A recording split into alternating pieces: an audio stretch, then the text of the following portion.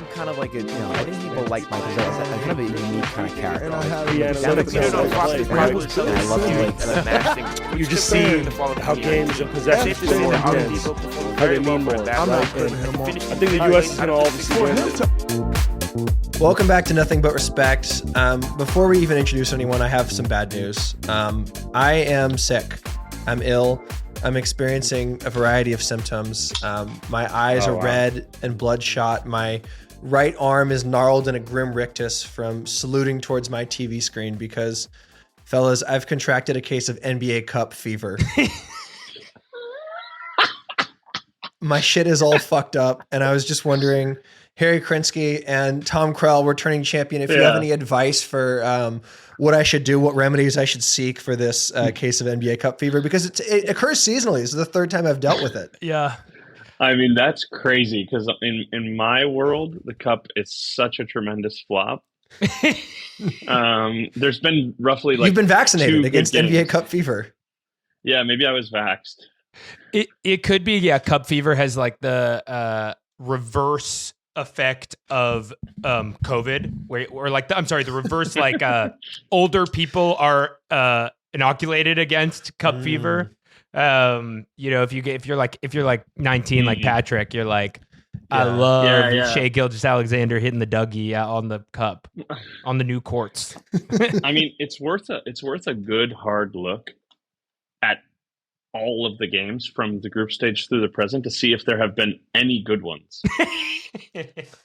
Well, Spurs Thunder was great. That was maybe the game of the year. That was a good game. That was the game of the year so far. But I'm looking. Let's just take it all the way back to a fateful Halloween night. We had a couple 2-point wins. Blazers beat the Nuggets, regrettably. Clippers beat the Pelicans, regrettably, across the board. Then we're looking at a bunch of blowouts. Nothing.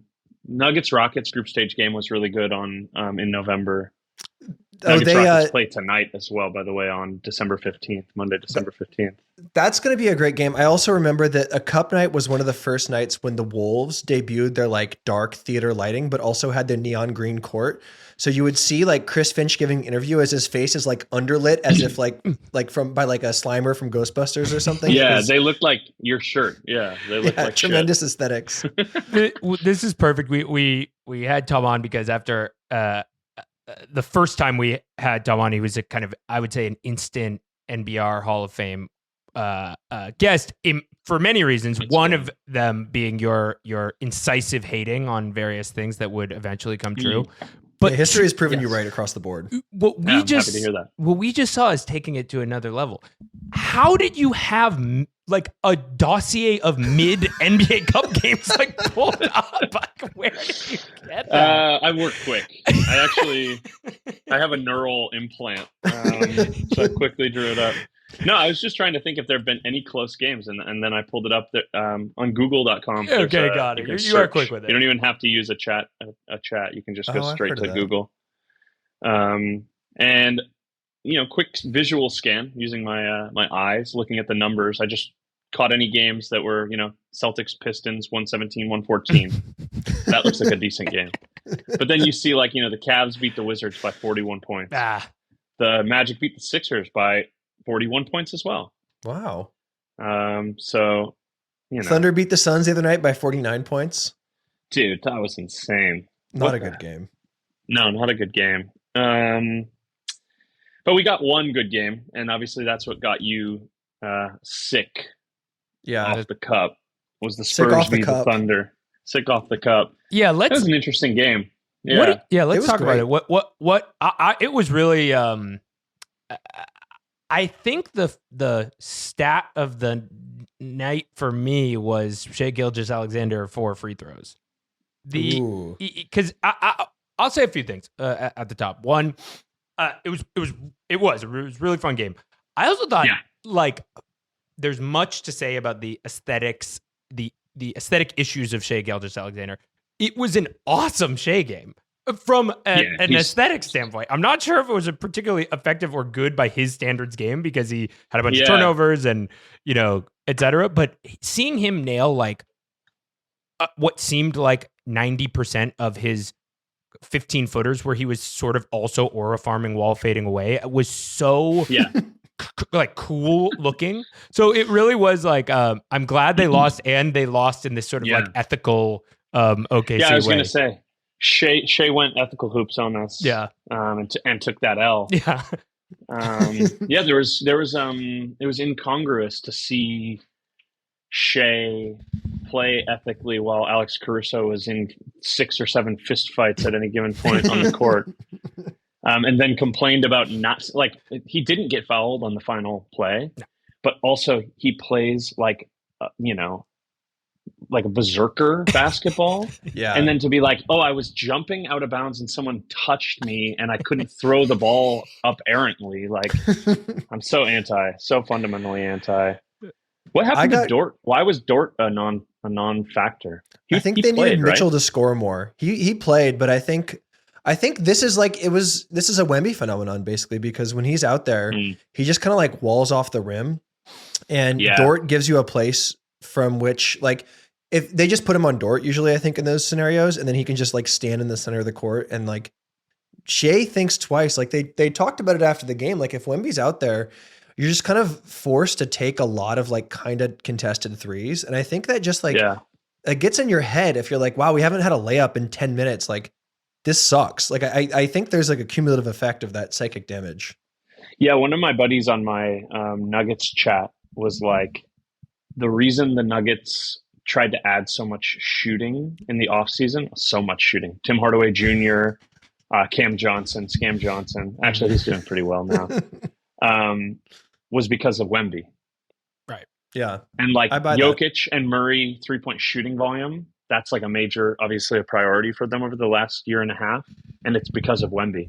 So they're like, if we play them and he's dominating inside, we can't, because the Nuggets are like really weirdly a 2-point team. Like, and Jokic is gonna get to the cup against Wemby, but we just basically need to be able to win a game against them shooting nothing but threes and 20-foot, contested twos. I think I agree, and I think the shooting, maybe this is obvious, shooting helps, but like shooting, one of the things I know about this Spurs game and about this sort of like unpacking like the chinks in the armor of this OKC, machine, is they do give up a lot of like one pass away threes. They are like gonna fly at you on help and dare you to kick it out to your third best shooter and see if he's gonna drill this three. And we saw it with the Spurs. Like a few of the reasons they couldn't ultimately stop them was there just a few kind of like dagger Castle threes, a few dagger De'Aaron Fox threes that weren't particular. Also, the cell was hit, I think 4 or 5 threes that were just like elite. Yeah, and you're gonna get. I was those, looking just now. Go ahead. If you look at the Thunder too, they just didn't make any threes. Yeah. So it's like Chet made 1, J-Dub made 2, or is that Jalen Williams? Yeah, that's Jalen Williams. No, that's Jalen Williams. No, Jalen Williams hit the 2 threes. Oh, okay. And then Jalen Williams hit 1. Yeah. Caruso hit 1. Casey Wallace hit 1. Mitchell hit 1. So the only guy who hit more than 1 3 was Jalen Williams, number 8, J-Dub. That's not a recipe for success, obviously. So, I mean, Shea's been shooting the 3 really well, to his credit as well. I don't exactly know why he wasn't able to get wet from deep. But obviously, the major story of that game was the pseudo media rollout of like evil Wemby. Yes, which I just found so unbelievably annoying and stupid. Okay, well, and like, the slow-mo him, like he makes like this is the thing with Wemby too. And it's like, whatever, if you do it consistently, like you got to play more than 50 games in a single season before you act like this. And then you got to do it consistently. But like he makes catches the ball at the left elbow, tries to do a turnaround jumper on Alex Caruso, who hits it out of his hands. He grabs it again and makes a impossible fadeaway 19-foot shot. And then obviously they love the slow-mo of him like running down the court being like, boom, B word at Alex Caruso. And it's like, dude, you're 7'7" and you just barely made a jumper over a 6'3" guy, like whatever, 6'6" guy. So they're trying to manufacture evil Wemby. And he's like, I'm the best player in the world. It's like, my brother, you're simply not. Like you're some kind of phenom, no doubt. But like, I don't know. He's still got a lot of proving to do, especially before he comes for Jokic. Tremendous defensive player, you know. Yeah. I love to see him humiliate Chet. I think that humiliating Chet is probably one of my favorite things to see anybody do.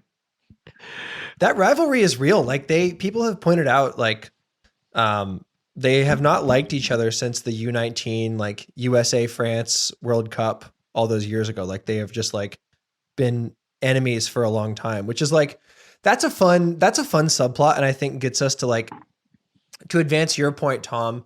Like people are annoyed with OKC. People don't like OKC. There is this emerging consensus that like fuses the Shea foul baiting stuff with like the Dorton Caruso foul berserker stuff. And basically posits that like these are like demon dead-eyed Zoomers who need to be destroyed. But like I would say by valiant paragon of millennial excellence, Nikola Jokic, and not by like the equally addled Victor Wembanyama. I'm sorry, my internet is fucked up. Oh wait, you cut the cup out. got him. They got the cup. Got him. The cup. You got cup rigor mortis. Right. First guy to perish from cup sickness. Wait, you said the equally. I think you were going to say Zoomer, dead-eyed Victor Wembanyama. Yeah, well, yeah, something like that. Basically, just that like went through the Thunder and the Thunder's antagonism, or like not antagonism, but just like people's distaste for the Thunder. He can launder his own reputation and get people to not realize that the Harry Krinsky thesis on Victor is basically correct. Right. Two things just quickly to clarify. When, you know, I don't know if you know this about Europe, but Europe is the old country. And every single European basketball player, you have to assume they're at least probably one solid generation older. So people don't understand this about Jokic. They're like, he doesn't like his job, He's just a Gen Xer. He's literally just a Gen Xer. He's literally like, you know, it's a big male Daria. He's like, oh, I guess I have to play basketball today. Like, and that's his sense of humor. That's who he is. And Vic is just a millennial, you know? Yeah. He's like doing like basically constant self-posturing, self-narrative, like, you know, no, I mean, he doesn't have the same Gen Z anxiety because he's just from a different era. Yeah, I really love this theory, and I kind of want to genius. I want to apply it backwards because I'm now thinking about like Boris Diaw and Tony Parker. By the way, it doesn't hold for British people. No. British people can sometimes be European, or they can be a new thing, a third thing, and they can square be the like, dialectic. Yeah, exactly. In a meta-modern sort of experience. Yeah. Well, I'm thinking about Tony Parker and Boris Diaw in particular. Two, like, I guess sort of greatest generation, younger Gen X, but it's like, what did Tony Parker do? Like, cheat on his wife all the time. What did Boris Diaw do? Just like run around and get drunk, which is like, that's boomer shit. Like they're boomer shit. They're living on the best of times. They were the last like SIGs indoors hoopers. Like it was like a couple people were being like Chris Paul is becoming vegan and Boris Diaw is smoking cigs indoors, and they're the same age, but it's because of the oh man, rippies to Chris Paul, who I hate more than almost anyone on earth, but rippies to. Did you see him at the Cup final or at the Cup semifinal? Dude, I thought I had to like rewind quickly because I thought he was wearing a Miami Heat lid, and I was like, "What is he on? Like, what weird flex is this?" But it was some kind of like streetwear emoji, like smiley face thing, which is like, yeah, I'm sure you're just doing fine, bro. I'm sure you're not feeling like you just got like lashes in the public square for being a prick. I know. We didn't even get to talk about the specifics. Do you have any, Patrick? Do you have any takes on this whole Chris Paul thing? Other than I think we can all agree it's like the most hilariously Chris Paul way to get out. I think Tom is basically right, and there was this funny contrast between like when the national media talked about Chris Paul in the wake of this, it was first like a eulogy as if he was dead, and every person would preface their comments by being like, I love Chris Paul, point guard, should have won the 08 MVP, and would just like start talking about like his ranking next to Bob Cousy within 45 seconds, and then at the very end would be like, yeah, and also, I guess he was so much of an asshole that Ty Lue sent him home and forced Chris Haynes to invent new ways of using the English language to describe what actually happened to him because his ass is still under contract. Yeah. That was a tremendous tweet. What was the tweet? In a what It is a bizarre severing ties move is how he characterized it. Severing ties move is so funny. Wait. We were talking the Wemby as a millennial threw me off because it's so. Let me throw something else into all of this around the Wemby stuff because I am one of the, I am a part of the Wemby hater fan club. But I really did enjoy his performance in all of this, and I kind of like.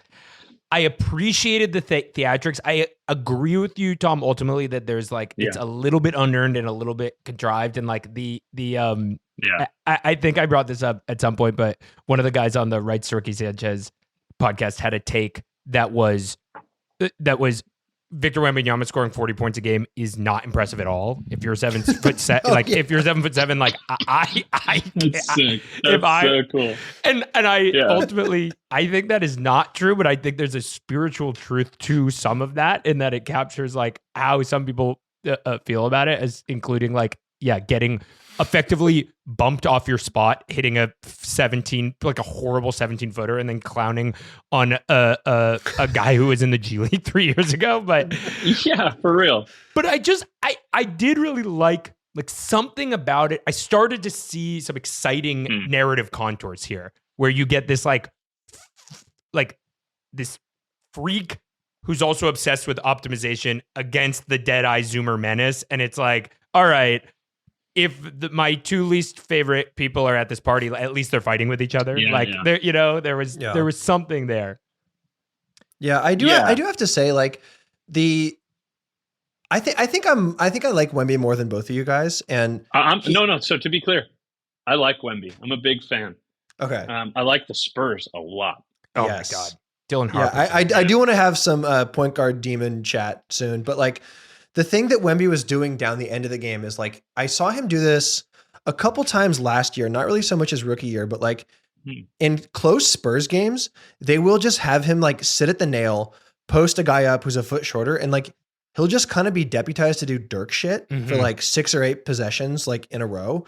Yeah. And when it works, it's kind of sick. Like there was that one play where, I mean, they basically said it like Caruso and Jalen Williams' strategy is just like, prevent. If he puts the ball in the court at all, just like punch him in the dick and try to steal it no matter what. Yeah.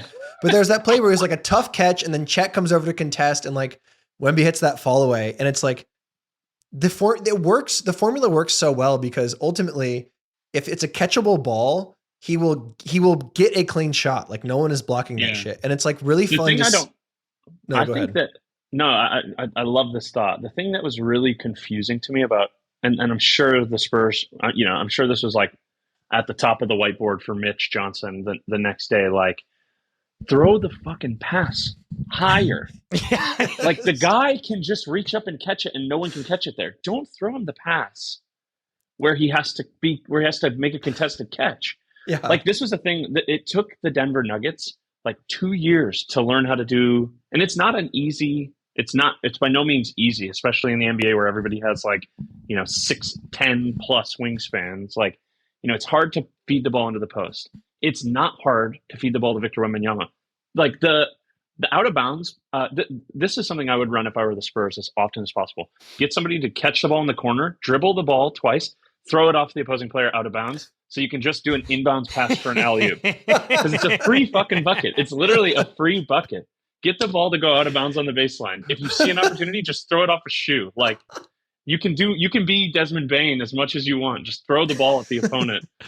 Get him the ball up here. Like why is every pass where Alex Caruso can like poke at it? Yeah.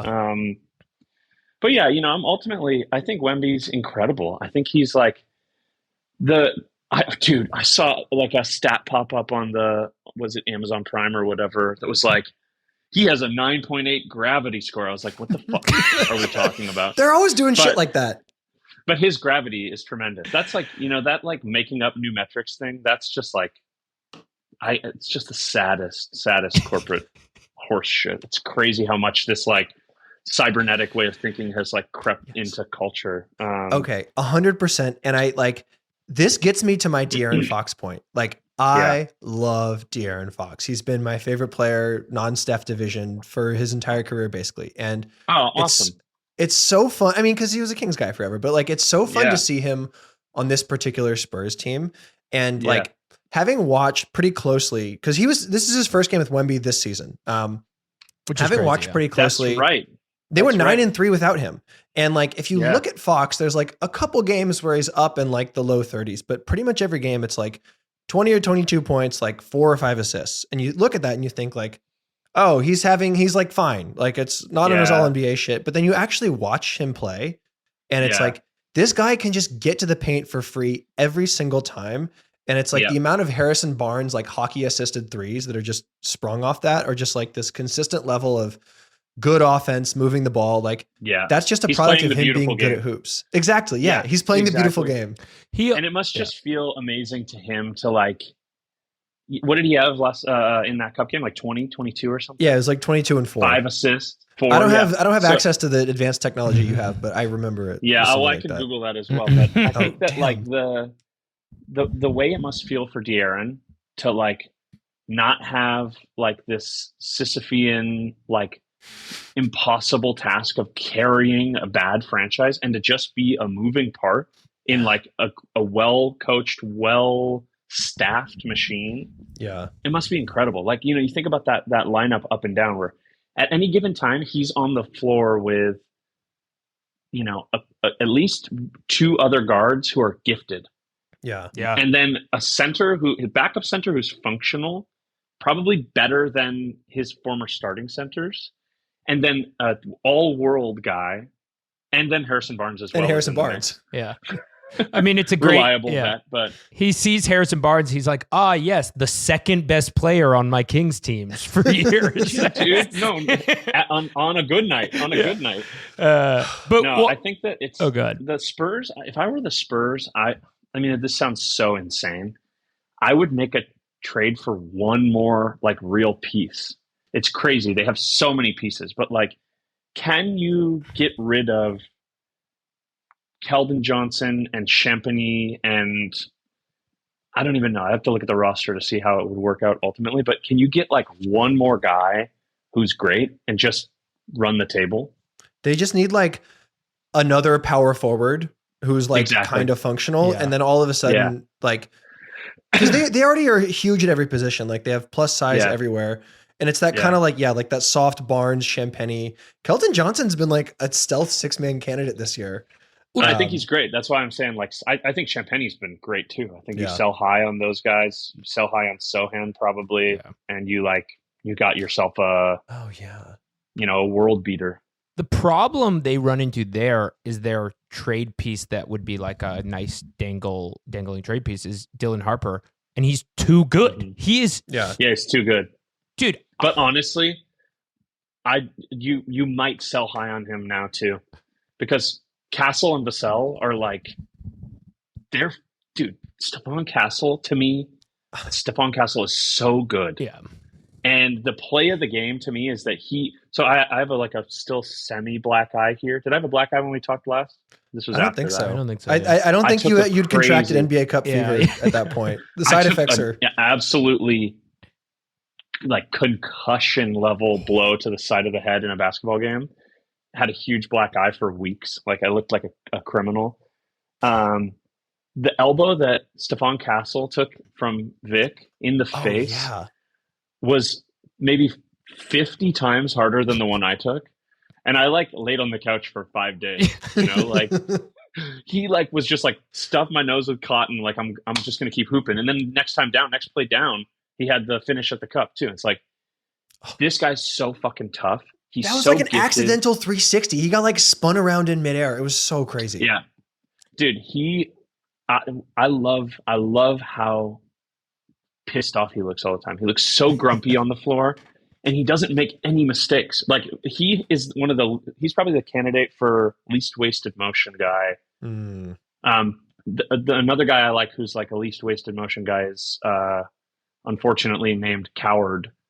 On the Grizzlies. He's tremendous. And the way he moves, I'm just like, oh man, like you see him like poke a steal and you're like, wait, how did he get that? And you're like, well, it looks odd to you because he didn't actually move his arm because his arm was already there. Yeah. So it's not like a reach to get a steal. It's just like my arm is going to be where the ball is so that I can just flick it with a finger, like Castle, man. I'm all in on Castle. So I'd say move on Harper now. They're just all, it's funny because that awe that you're talking about with Castle, I was feeling as well, but I really was also feeling that with Harper watching that game where I was like, this dude is 19 years old. He is the talent is just incredible.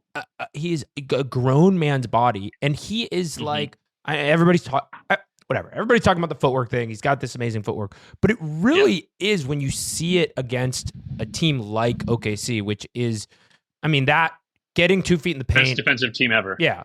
And specifically in the like getting 2 feet in the paint and then knowing what to do next department, like they're got to be the best defensive team ever. Seeing what he's doing and playing within himself, and there's a testament to like Fox too here, and to your point about being a role player, like the fact that these ball dominant guards that play an identical position essentially have been able to not to make each other better essentially is a real testament to like how they're playing, and it did not need to go like that. Like Fox is a max guy. He could be like, fuck this 19-year-old, I don't give a shit. No, I think but I think that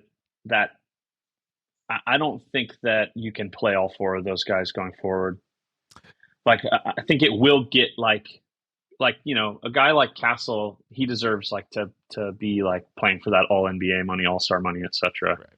Right. Harper as well.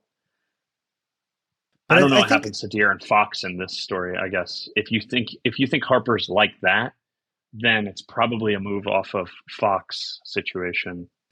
Yeah, I think if you're depends on how win now they want to be. It's crazy how young the team is, like including Mitch Johnson. Like people forget that he kind of like accidentally got this job, and he turns out to just be like coach of the year candidate material immediately. He kind of outcoached Dignall the other day. He was like the bringing Wemby off the bench shit was like such a genius move. God, it was awesome, and he like basically stacked those minutes against the like when they didn't have both Shea and Chet out there, and it was like. I don't really. It's like the Delano Banton fourth quarter closer shit from last year, where it's like the suddenness of just a 5-minute burst of Victor going 105% is just like such a crazy battering ram. Yeah, and there was a moment, I think it was like late third or something, where it felt like the Thunder were going to do their thing. Yeah, and Mitch just made like a couple little moves and switches, and then they had like a 7-point run or something. I was like, okay, this team is really serious. Like. There's all this talk today in my group chats too about like, is Giannis going to the West? Is he going to be da-da-da? And I'm like, if I'm Giannis and I'm looking at the West right now, I'm like, send me to fucking Miami, bro. Like, I don't stand a chance out there. I want to let this is a good transition to talk Nuggets, because the other, I don't want to pretend to be like a full basketball X's and O's expert, but when I saw the way that the Spurs were able to neutralize and kind of maneuver and start to get actually good shots in this OKC offense, probably against this OKC defense, basically second half on. First half, I kind of feel like OKC just controlled the game defensively, but they settled in to like, okay, we're going to get advantages via either pick and roll or an ISO where they have to double. And when you think about another team with a deadly pick and roll and a big man who draws two and makes really, really good, plays out of a double, it really did make me think like, okay, this is the blueprint for a team like the Nuggets to beat OKC. So one of the things that the Nuggets, I think one of the things the Nuggets have done this year that I think is like, again, you don't want to like, okay, there's this like adage, it's like a bad one, but it's helpful, which is like the first wife prepares the husband for the next wife or whatever, And this is I don't Fox Harper. It's the theme of everything. Yeah. I don't want to look back on Coach Malone, Michael Malone, who brought a championship to the Nuggets. Like by any measure, GOAT, Nuggets GOAT, Hall of Fame, love him. But one of the things that they've done this year in Denver, which is so simple, and I've been begging for it, is they just have moved Jokic's catches up to the nail, to the elbows and the nail. And Malone, for whatever fucking reason, he would like Michael Porter Jr. would go to throw a pass into Jokic at the block, and nobody could make the pass. Jokic would be like frustrated that they had a turnover. They'd get a layup down, rage timeout for Malone. Next time down, same thing, but this time Jokic gives even less of an effort to catch it because he's already pissed. And it's like now you have like Hunter Tyson throwing an errant pass, another turnover. Now the Nuggets went from being down 4 to being down 9, and like everybody's like stressed out. Jokic has to be a hero. Like that whole recipe is gone. Jokic is catching the ball at the free throw line, and now the world is his fucking oyster. He's largely shooting uncontested shots from there if he wants them. Step back for 3, which he's shooting great. And then it also opens up, having him at the free throw line, like an additional 4 feet of cutting space for all of these guys. Like that's why we're getting so many of those slip assists for Jokic to Christian Brown, etc., for layups and dunks at the basket. Like I can't believe people can't guard it, but then you realize that if you don't press up on Jokic and open up that space, he's just going to hit that shot.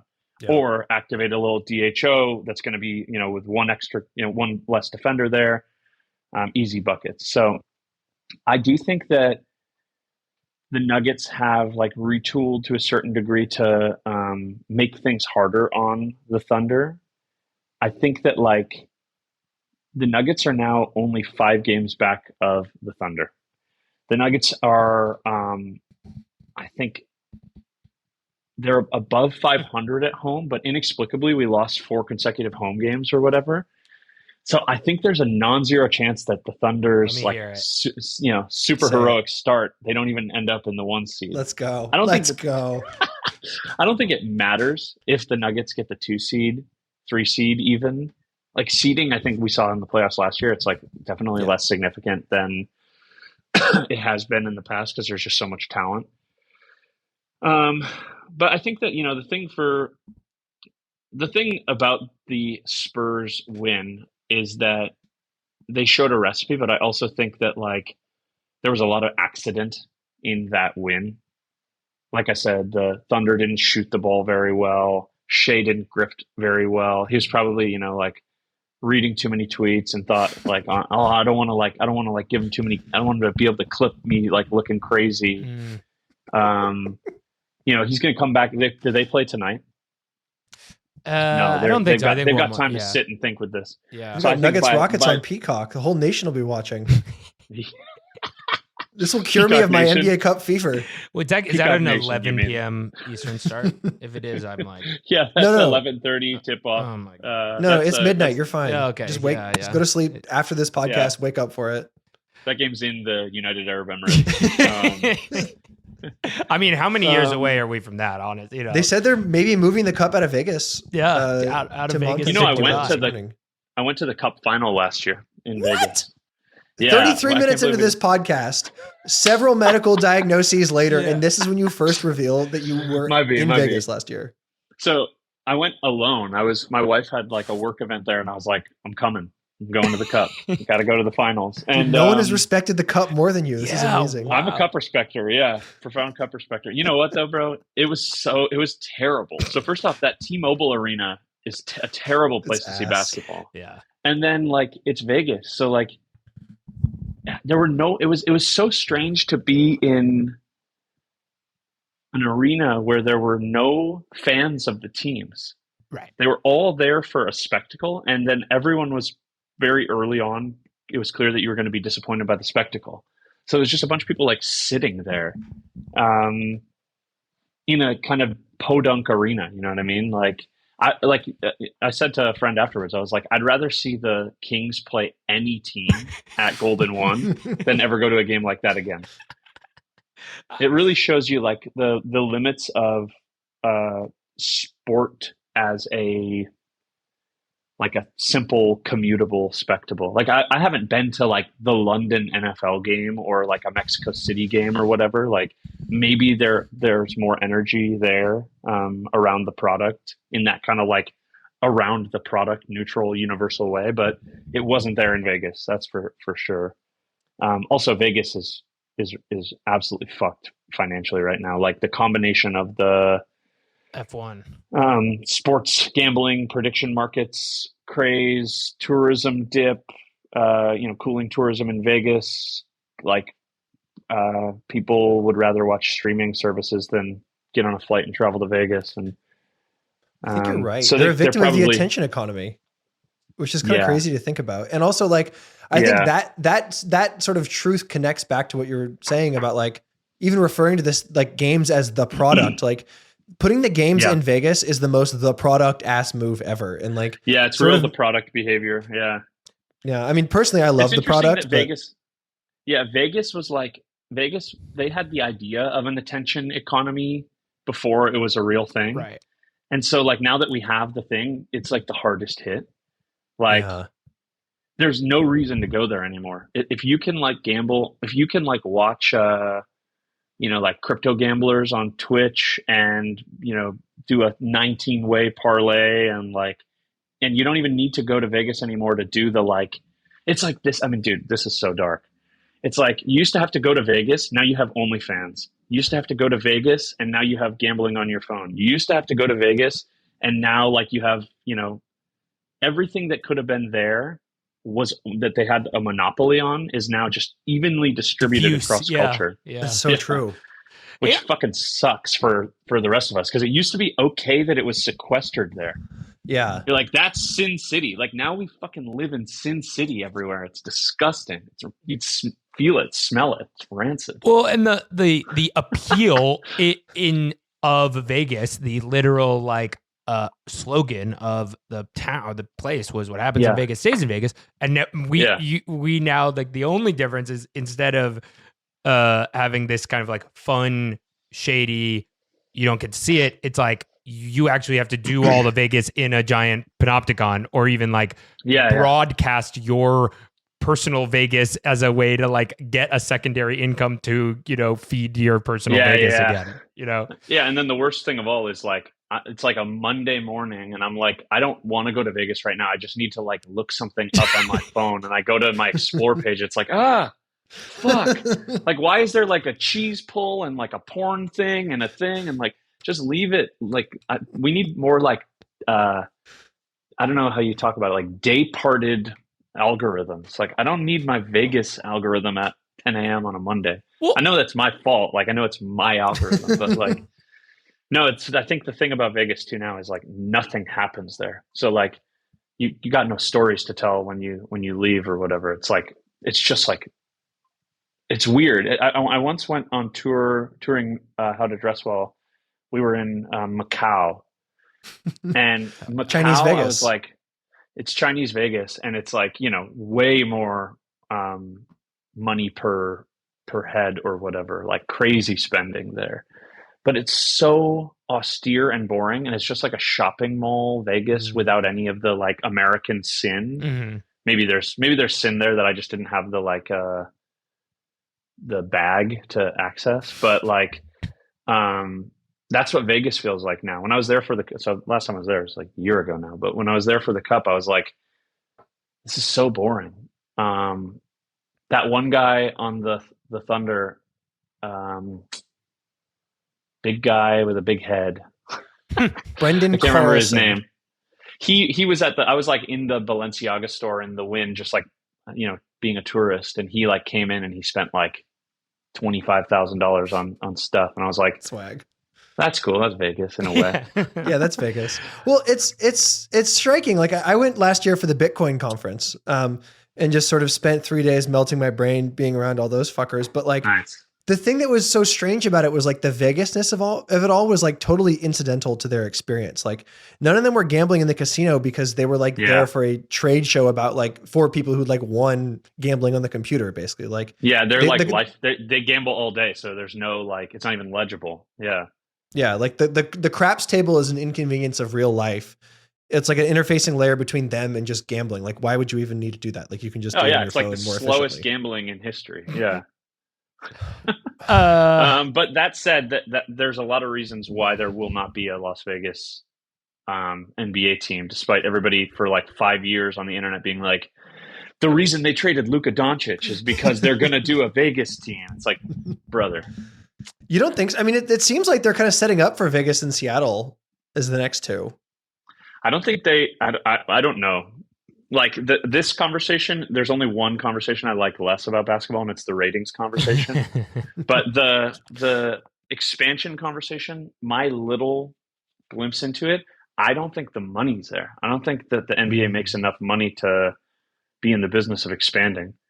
Last time they tried it, well, dude, this is we got my Toronto Raptors out of that. Shout out to my buddy Cam Reed, who I took the Toronto Raptors from. But this is kind my of Raptors look fucking great, bro. My Raptors are rocking. Well, not recently, 4 or 5 losses in a row or something, but they were looking really good for a week and a half. They're definitely a beneficiary of the bump you get from leaving New Orleans, where they like give you lead water, and it's like Brandon Ingram looks rejuvenated now that he's not like on the worst run franchise in the world. Dog ass though. Sometimes he looks so bad.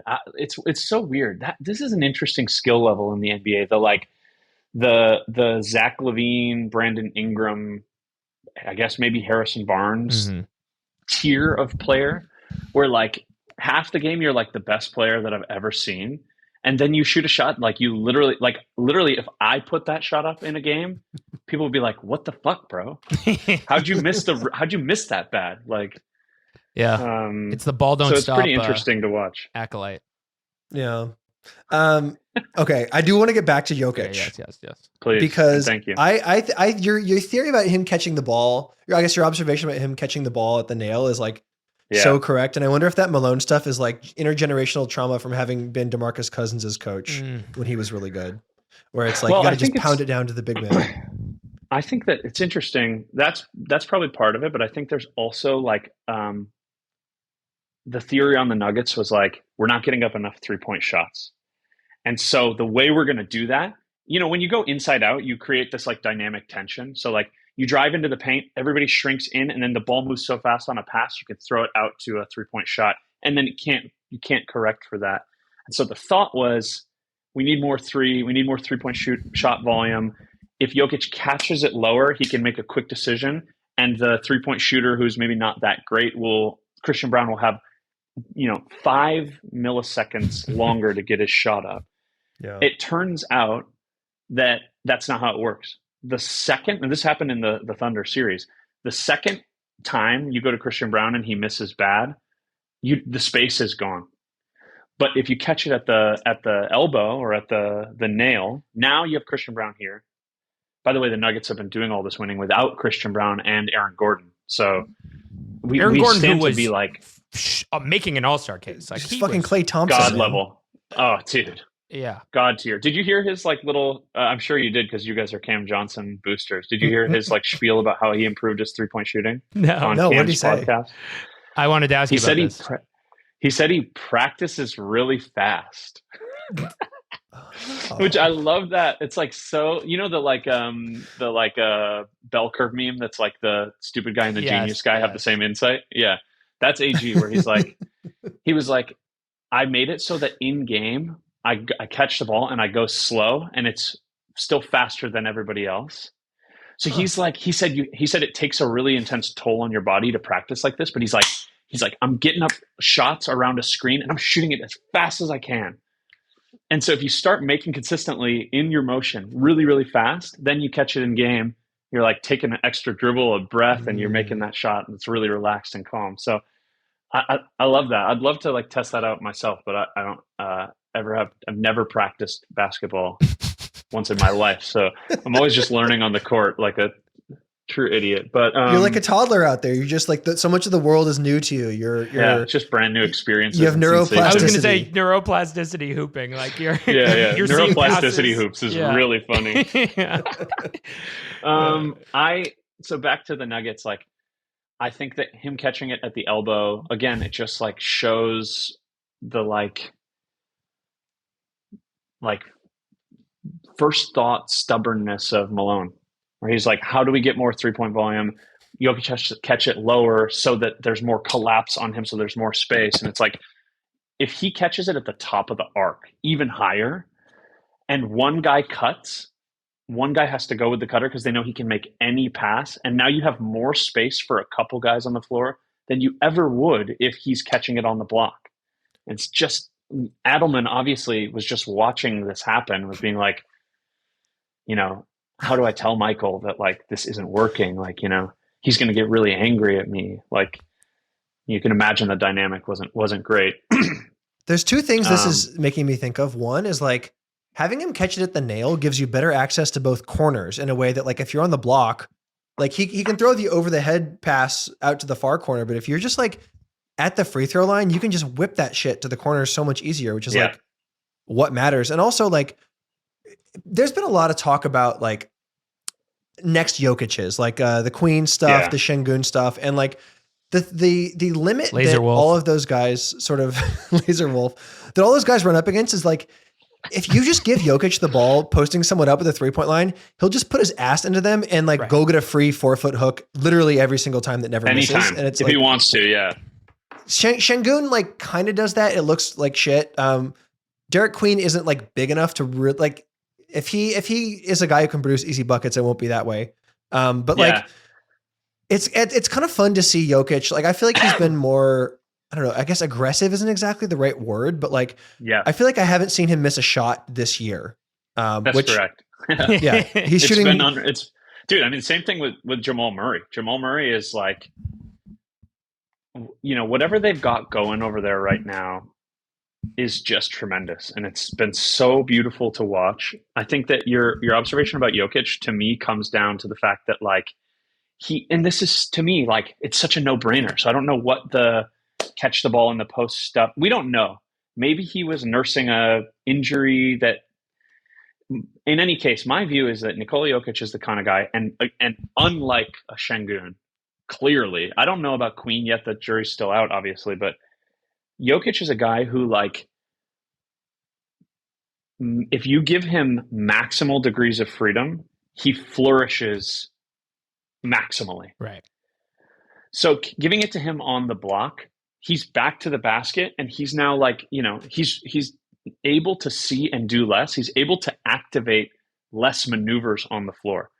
And so giving it to him at the free throw line, just with his eyes, he can activate a cutter to bring Tim Hardaway Jr. up on a DHO because he knows that there's going to be a backdoor cut for, you know, a Spencer Jones dunk or whatever along the other from the other corner. He's like, you know, he's got the freedom now to do exactly what he wants, and I think it's been obviously quite successful. I think that like the real galaxy brain take that nobody has is that getting rid of Michael Porter Jr. in favor of a lesser player has forced Jamal Murray to do more. Mm-hmm. And it's an addition. Everybody knows that it's an addition by subtraction thing with MPJ. Because, like, you know, I see all these tweets that are like, did the Nuggets make the worst trade in NBA history? Da-da-da. It's like, you know, I'm a huge MPJ fan. I love him. I have a drawing of him on the bookshelf. I think I mentioned this last time. My buddy made me a drawing of him for my birthday. That's just level. For his off the court work, right? Yeah. That's correct. Yeah. Oh, he plays basketball? I just know him as a podcaster. No, he's been incredible to watch in Brooklyn, and I love it. I hope he stays, you know, knock on wood, like stays healthy and has an incredible career. He deserves it. He's a really, really dedicated player, but it's just been so crazy to watch Jamal elevate his game too. I was talking about Jamal Murray with a buddy. Say again. What did you have? 52 the other night? Yeah, that was insane. He didn't even look like gassed. It was so crazy. I was talking with a buddy about him though, and like about how, because a buddy of mine through basketball has been working as Cade Cunningham's stylist recently. And I was talking with a buddy of mine about why simply why would someone like Cade Cunningham do that? Need a but stylist. Then we kind of got, and pay for one, right. And then like try to play at this other game, We can get into that, but like we got to Jamal Murray, and my buddy was like, you know, Jamal like probably cost himself hundreds of millions of dollars just by looking like a neck beard all the time and like wearing like team gear and like not swagging it out. Like all he would have had to do was like pay some Angelino 20K to like, have him like laced up. He said, give him the 20K and give him the credit card. Let him shop for the Balenci's and the fucking, what's the guy that they all wear that's like clearly just a buddy? No, there's a guy who's like just a friend of the NBA players. It's some kind of like white guy. I'll remember it. I'm a Leon Dior. No, it's way worse and more niche, if you can believe that.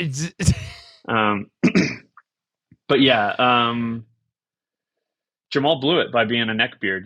Now he's hooping so much, and it's like, he still looks like shit, and he probably would have had a better shoe deal and not been cut from the spots. He's always getting pushed out of the ads. Mm-hmm. Those New they Balance got to make room ads. for Shohei.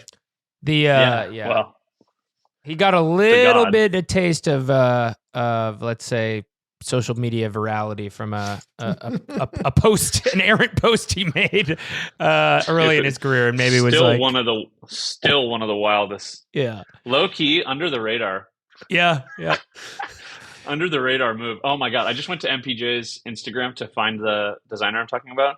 He's been archiving posts clearly, but there is a picture of him in a Marty Supreme. Oh yeah. Let's go. I saw this jacket, and it actually did get me thinking about like what Safdie brother has somebody on Flow Team that we're getting that to MPJ. Dude, Timothée Chalamet needs to go on Curious Mike. Dude, yes, that's how we can really get the fellas over. Timothée, that's his name. Isn't that his name? It is, but I've never heard anybody pronounce the first name as it's evidently written.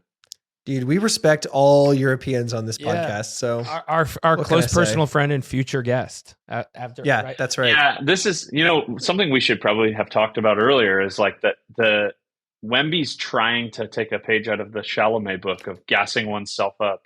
Yes, that's a good read. Like, but the thing that's annoying is in both instances, you don't have a chip on your shoulder. Nobody doubts you, bro. Like, neither of you guys. You're both like world beater superstars. You don't have to do this. Mm-hmm. Being seven, like the actor version of being 7'7" is growing up in New York City and going to LaGuardia. That's it's also real. It's unbecoming of two French guys to adopt this very American nobody believes in us thing. It's like, you're French, just be like a snob. Like that's I don't believe in you. You guys are great at that. Yeah. Yes. Yeah. This actually brings me this sort of reminds me of the Jamal Murray thing. Oh, go ahead. Sorry, I think I may have cracked the code here. I believe that the designer that I mentioned is this guy Nahmias, Nahmias. Like Peyton Watson will wear him, MPJ. I just went to Nahmias's Instagram. He designed the Marty Supreme shit. It appears that he designed the Marty Supreme jacket in question. Oh. Okay. So it's real like I'm getting people one hand shaking the other type beat. People also searched for Ame Leon Dor, represent Kith and Stussy. Okay. Yeah. Keep Stussy out of that. No, I like Stussy. I like Stussy. Of the people I follow who also follow this person, Caitlin Clark is one of them. Oh, we're getting closer. We're getting closer to that's a subject for next week when we have my three on, hopefully. Wait, what's this subject? Well, did you see what Caitlin Clark said? Because like the WNBA CBA negotiations are ongoing, and every time they've put a microphone in front of a player, they sound like fucking Karl Marx, and they're just like, we will fight them in the streets, we'll fight them on the court. Like, this is the players' league, full luxury communism for players. And then Caitlin was like, I really think an important part of any negotiation is compromise. Like, I can look up her direct quote, but she was basically just like, the only thing that matters is getting us back on the court for the season next year. When like the rest of union leadership has spent a year publicly being like, battling, we need to start getting people ready for a strike because we have to fight for everything now. And then it's unfortunate. It's regrettable. She's already been kind of painted into this corner too as like a narc, roughly speaking. Yeah, and a lot of that is stuff she won't say, which is like, I think she can bear a certain amount of blame for that, whatever. But it's also like, if you actually do come out and affirmatively say this bullshit, then like that's it. I don't know. It makes you think about the other stuff. There's not a lot of like plausible deniability in there where you're like, we should cooperate with the brass. Yeah, exactly. Yeah, it's pretty unambiguous. Yeah, that's a very good point. I had a few more random nuggets questions I wanted to ask you. We've discussed it a little bit, but where are you at with the Cam Johnson stepping into a elevated podcast role? Is this something you're concerned about? Is this that until the end of that question, that's not where I thought you were going. The thing about Cam Johnson, I still simply have concerns about his game. Okay, and why he's not better than he is. I've learned a lot about Cam Johnson in the last couple months, you were the first person to say Scam Johnson to me. Yeah. Oh, really? Yeah. He's like he's not a scammer. He's a little bit more like a class president. He's got real class president energy. And, he's really earnest and really excited. He loves talking about basketball. He loves talking to his teammates. He's an exemplary middle manager. He's not an individual contributor, but he's great in an integrated team meeting. He's great at a cross-functional collaboration. He's done a tremendous job on the break and finishing at the cup, and I applaud him for that. He's found his shot a little bit, and I think that the numbers right now are still I think we're going to see an uptick from the current numbers, just kind of regressing to the mean. I think it's inappropriate to take on a new podcasting role at this point in your career, dude. Finally, and especially at this point in your inaugural season, it doesn't bode well. That's what I would say. I'll say it's, as somebody in the industry, it is certainly a new frontier of podcasting, because it used to be like you could only podcast if you were really good. Then there were a few players like Duncan Robinson who were, role players who had a podcast. But then crucially, and I was for better or for worse a part of this, when Duncan got benched by the Heat, he was like, yeah, I'm done with this fucking podcast. I got to figure out my real job. No more podcasting. I think Paul George, Playoff P, tried that as well, if you recall. Yeah. Playoff P paused the podcast, which was Playoff P paused the podcast, which was the purported Patrick. Yeah, that can get a Shamsy for sure. But so Cam podcast, people forget about the end of that Paul George podcast era, when his star was so on the rise there, and he was just trash on the floor. It was so crazy. It was so clear that he was just like trying to double dip and it just wasn't working. At least Duncan, I mean, I never once allowed the Duncan Robinson podcast to cross into my brain. You were tapped in, yeah. Yeah. I protect myself against that. Never once. There was a brief, I don't know about Cam.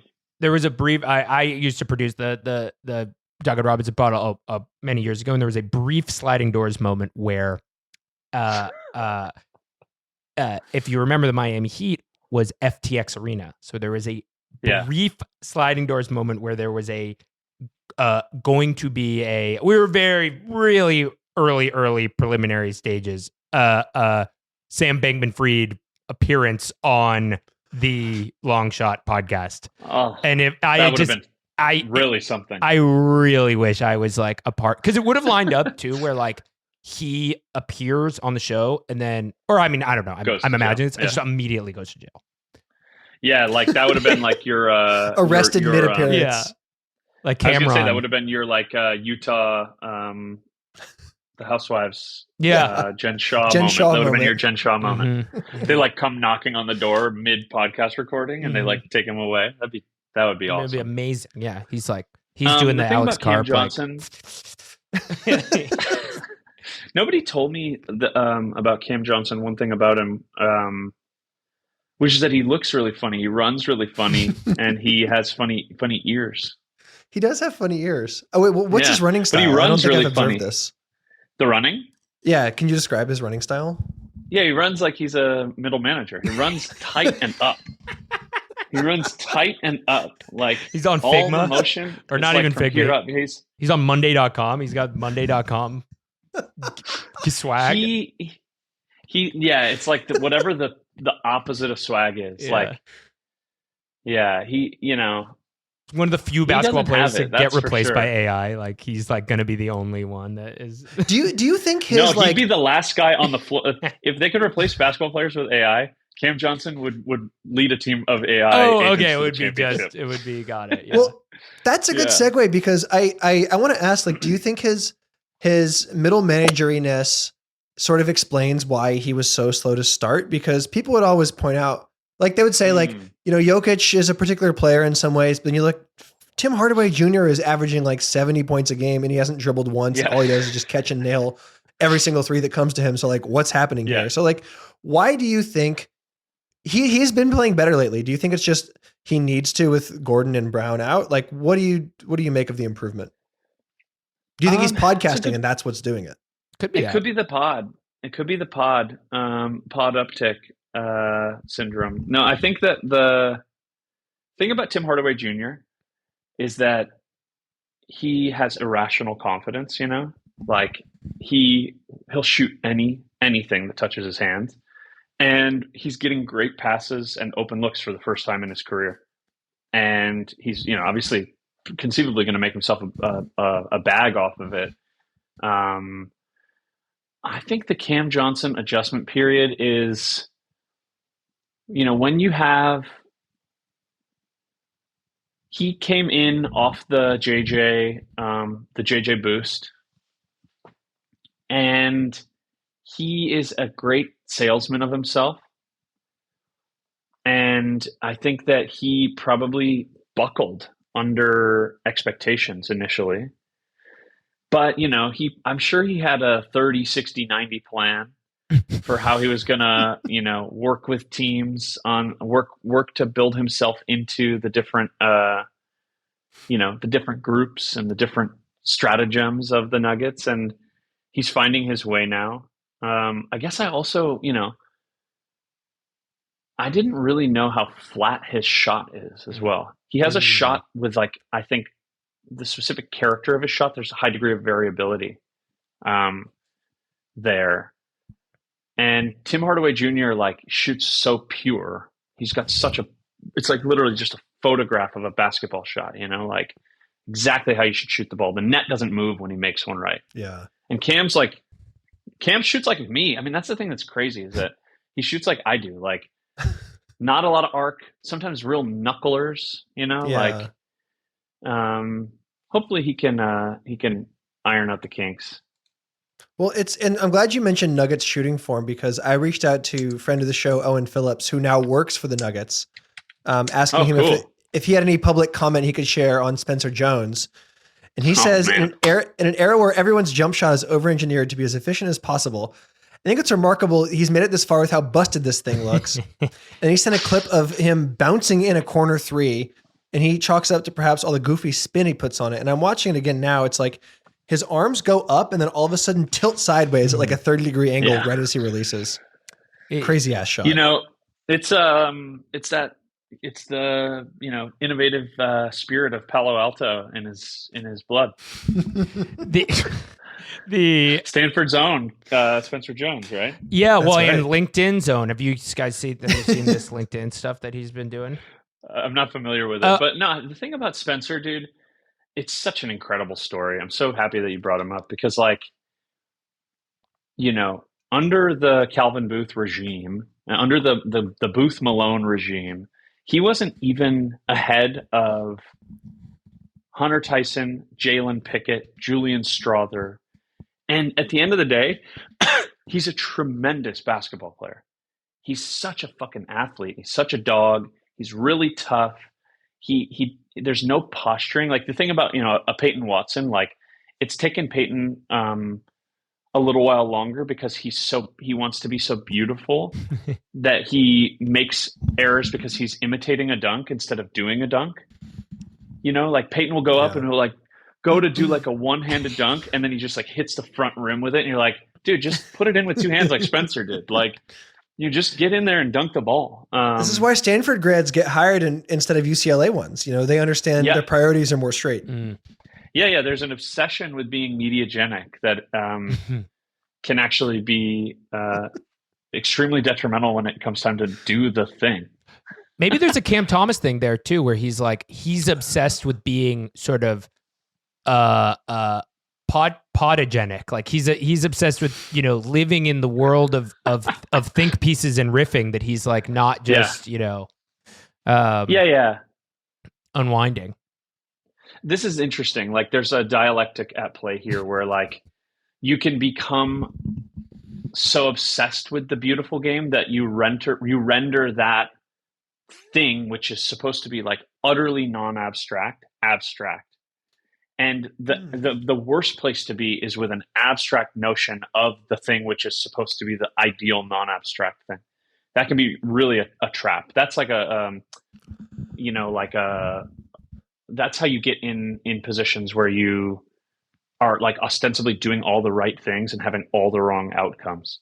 And that was what was happening to Cam initially. He was probably shooting the most open looks he's had, great passes, etc. And he was just like, he's so damn upright, and he's just catching the pass and just clanging shit, like utterly clanging shit. He needs to take a page out of Spencer Jones's book and just be an absolute, like, Spencer Jones looks like he sleeps under a old timey wooden bridge by like a dribbling creek. You know, he's true gremlin core in such a sick way. Well, he's like Jamal I wonder, in that way. They both have a lot of gremlin. It's true vibes. Do you think that's good could... Mountain West? Yeah. That's good Mountain West energy. You know. Yeah, you go to a gas station in outside of Boulder, Colorado, you'd be surprised how many like big neckbeard dudes, you know, like a lot of the same kind of like Costco Carhartt gear. That's the workaday basketball player we need Cam Johnson to embody a little bit. I was going to go in a totally different direction here and prescribe him like a near lethal dose of Californianess, and think like, if he experienced ego death, perhaps he could let this middle manager shit go a little bit, and he could just realize that like the power of the hooper flows within him, and if he can just access that, then like it's all just going to get unlocked, you know? Cam Johnson has exactly the kind of mind that would be like truly gigafried by he would get one shotted. Yeah, dude, he'd be the guy in the ceremony who's like crying on his mat because he discovered like that his gender is contingent, you know, and he's like ravaged by this. He's never once thought that, you know, maybe he's got more traits that are like his mother than his father, and he's like being undone by this. He would be utterly undone. Got it. Yeah. Jokic would be there, and literally nothing would change about him. He would just be experiencing the world exactly Jokic the same way. Jokic would be like, good tea. Yeah. This is good. Yeah. The tea was good. No, I mean he's a great talking about the kind of like able to maybe approach but not entirely encapsulate these abstract ideas. Like Jokic does seem to exist in that perfect harmony of able to like feel and intuit a game of basketball. I mean, because you know, rather than like think it, you know. Yeah. That's the thing too. Is I think people are like, I mean, this is part of the problem of the like language of basketball IQ. Is it's like, you know, this brings us back to the problem of the Thunder. Ultimately, is that they try to play such a rationalized game, and like, you know, the like great innovation of like cybernetics in political economy is to like, with a cool energy and demeanor, to hyperbolize the idea that things can be controlled.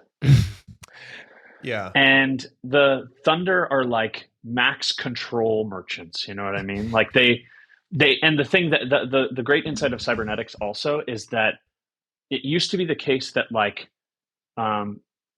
destabilization or growth in economy and control in social planning were like opposed.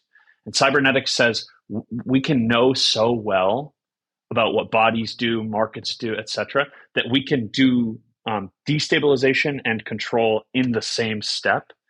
And that's what the Thunder are trying, and they've had obviously like incredible success at doing it.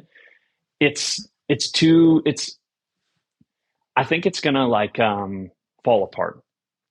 I think they think that like bodies are universal and they can plug anybody into their system, and I think it's gonna fall apart. I think they're gonna have a 12-game losing streak at some point this season. I'd love to put a bet on that, just because I think that it's probably highly against the odds, and also I'm just talking shit, so it's probably highly unlikely. We can facilitate a smart contract. Yeah, thank you. But like Jokic doesn't. He's not an IQ guy. That's not correct. He's like a big Serbian guy who just has like, tremendous feel, and also like almost in the way of like an old like a general of lore. You know what I mean? He just like has like, you don't need to have the Mamba mentality. You just need to know when to kill someone. And he's like, yeah, I had to kill the guy. Like, and we won. Like, you don't have to be like, I don't know. The NBA is so funny, bro, with all the like, there's just too much. There's too much. Like Cam Johnson's proof that basketball IQ is not a winning trait on its own. This is an extremely compelling point, and this makes me almost wonder if like basketball is something that's played in the senses, not with the brain. Like you're talking about, like Jokic can experience the game rather than like think it through, and that is he does both obviously, but like that the operative sense of just being able to like understand where people are in space and like not even understand but just feel these like flows. Yeah. Like it's just like multimodal perception of flows and bodies in space. And like, the thing is the IQ part is like knowing a play. So like knowing a play is like, if you're like fly fishing or something and you see a rock in the river, like you can make immediate inferences about what's going to happen to the flow of the water because that rock is there. And you're that's like a sort of minimal rational calculation, but it's so you can get back into sensing the river. And so like, the plays get drawn up. Jokic knows that there's going to be like tension and asymmetry on the court in ways 1, 2, and 3. And if he sees 1, that means it's not going to be 2. And if he sees 3, that means it's going to be 2 or 1. Like, these guys do have like incredible brains for computing basketball plays and the kinds of flows that they produce or whatever. But it's not like, it's just not a rational IQ. It's so much about sensation. I actually have been thinking about this lately because I don't watch football anymore, but the Broncos are doing so well that I've kind of been clocking it again. And I've started to realize, like, how do these guys know all the plays? Dude, I think about that with football all the time. Because these guys all have, like, holes in their brains. Right. No, underrated feature of being a football player is that you have to have both holes in your brain and be like book smart. I remembered like there was some kind of random intro to a stupid self-help book that I read a while ago that posited the idea that I think it was Tony Dungy with the Colts, like his innovation to the sport was not schematic, but it was teaching the way he taught these schemes to the football players, which was basically like he completely simplified it such that there was like 3 reads you would need to make and then 3 reads that you would make off that read. And it completely revolutionized it to drop into this more like, oh, I don't need to think about this anymore. I can just sort of tap into my senses, read the defender's hips or the offensive player's hips, and then like make an intuition off of that. And that was like what drove this Super Bowl winning, defense from the Colts. That Colts team. Yeah. So I think that's interesting. Yeah, there's also like different, the thing about different like industries, different sports or whatever is like smarts work, like different quanta of smarts are required to like be a paradigm leap ahead of other people. And like basketball players are like pretty sharp characters. There are not a lot of like, other than like Beef Stew and a couple other guys, Bobby Portis, there's not a lot of just like total brutes. And in football, there's a lot of just total brutes because it's what the game requires.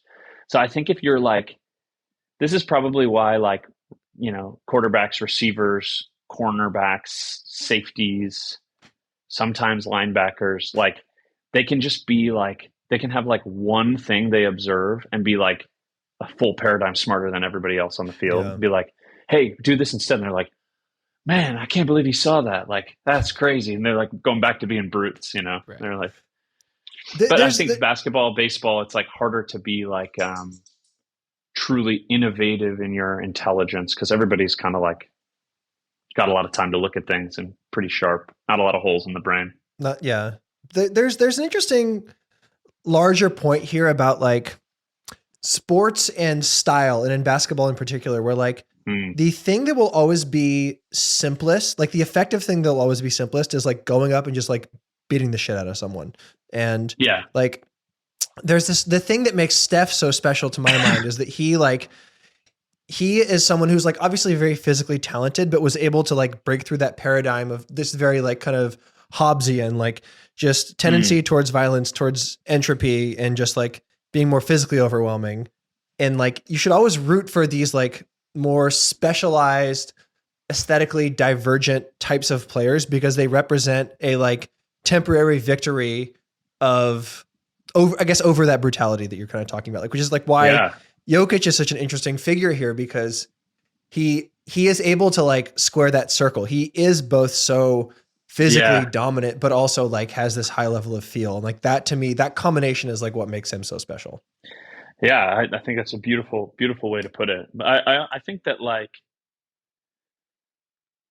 you know, this idea of like a ranking of your like rooting system, like who you're going to root for, about like who's like actually like like negentropic in some way.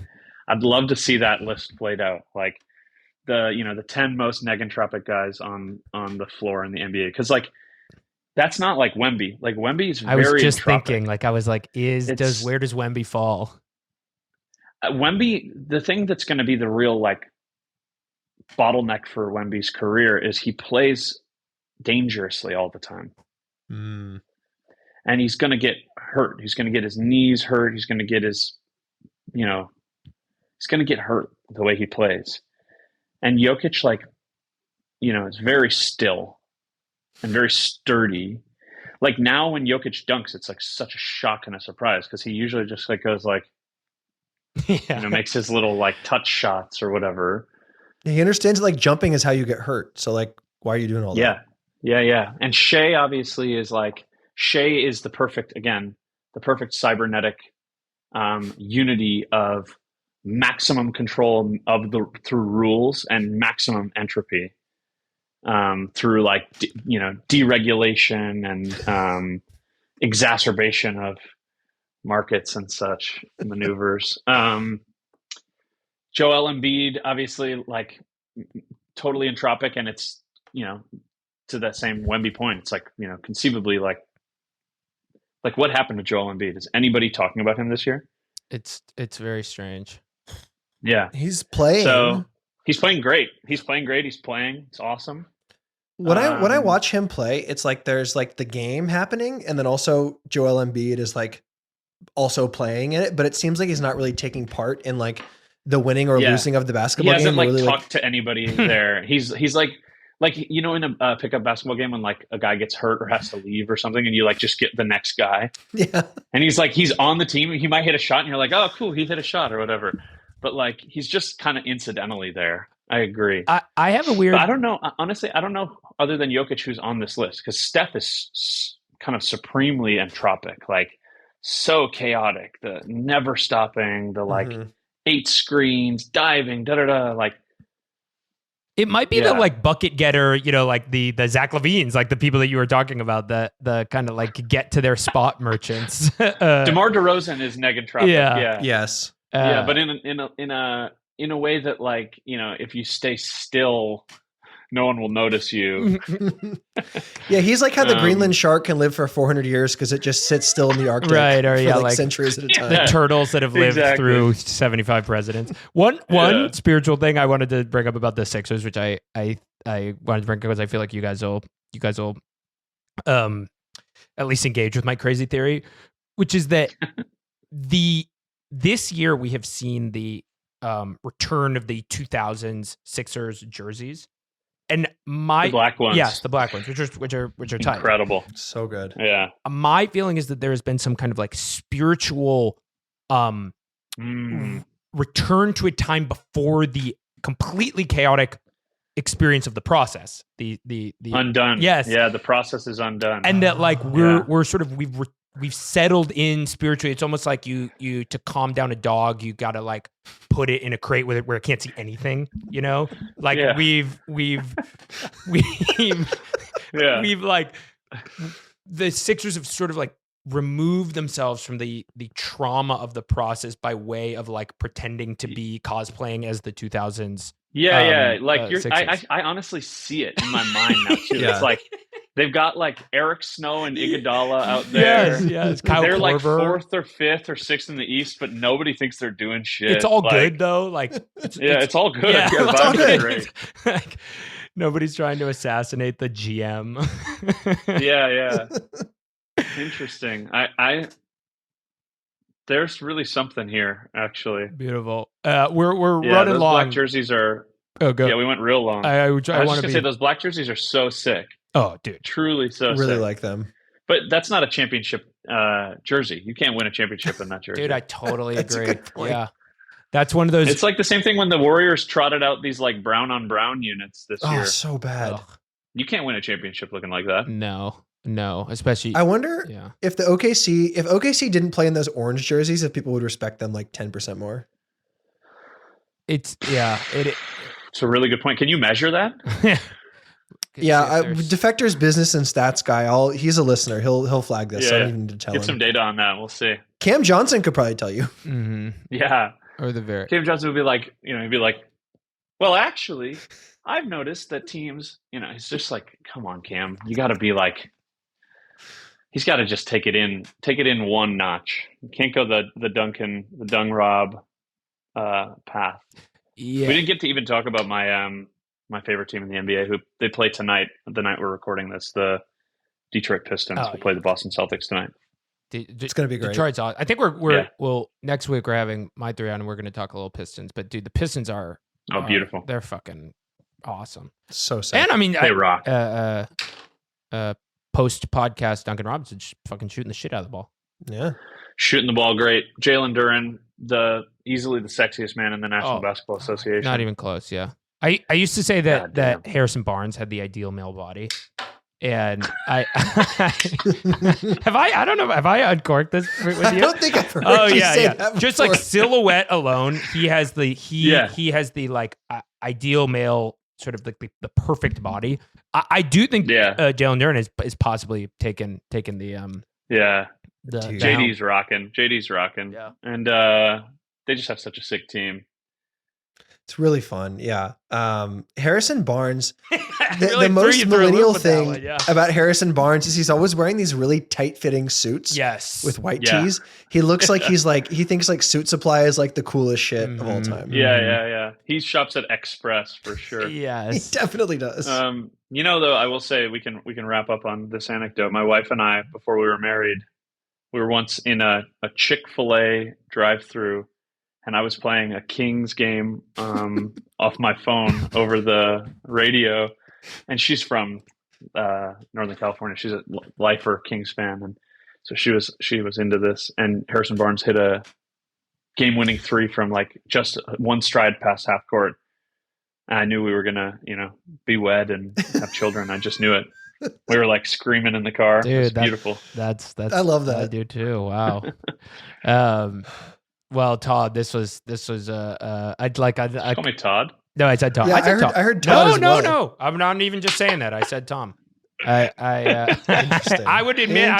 Check the tape. Run it back. I was about to say we'll have proof. That's awesome. But this was this was. Yeah, Tim, thanks so much for joining us. Thanks. How to dress cool. Thank you for pleasure, coming guys. on. Yeah, the band is How to Look Good. Yeah. Is this a Ringer podcast? No. But no, thank you for coming. Yeah, head on on over to barstoolsports.com for more Barstool my Dubai. writing. You know. And anything to plug before we send you on your way? Nothing. Not in a selling mode. Yeah. Working on my new record right now. Oh, yeah. It's like really I've been like feeling those breakthrough experiences where I'm like, oh, I know what it is now. Fuck yeah. Dude, I know how to finish it. Really, that's great to hear. I want to plug something on Tom's behalf, actually. Maybe we're gonna say the Help album, which you produced, is really good. I texted our lawyer, Ox Bortello, saying, wow, thanks for putting me onto this. This is great. And he was like, do you know who produced it? And that's so it was independent of knowing your involvement. So I really liked that. Cool. Excited to hear what you got rocking. Yeah. And happy to hear that. Yeah. I thought you were going to plug a different, part of the Tom Krell content universe, which is your Substack. You've been writing some cool stuff on the AI psychosis stuff. I mean, I really love. There's a bunch of cool, like, people are beginning to write very interesting and kind of thoughtful stuff about AI and AI art and all that stuff. And like, I think you're part of that. Oh, I appreciate that. Yeah, that's just literally a blog. So definitely tune in over there. Right. I'm going to write about all kinds of things. Yeah. Probably going to post my favorite music of the year over there. Hell yeah. Sweet. So. Well, with that, let me see. Do I have anything to plug? No. You got anything, Patrick? Make sure you plug the cup final. Yeah. Yeah. I'm going to go take some Dayquil, Prime Partners. Get the hot water bottle going. Yeah. Yeah. Beautiful. Button up and get ready for the cup final, boys. That's right. All right.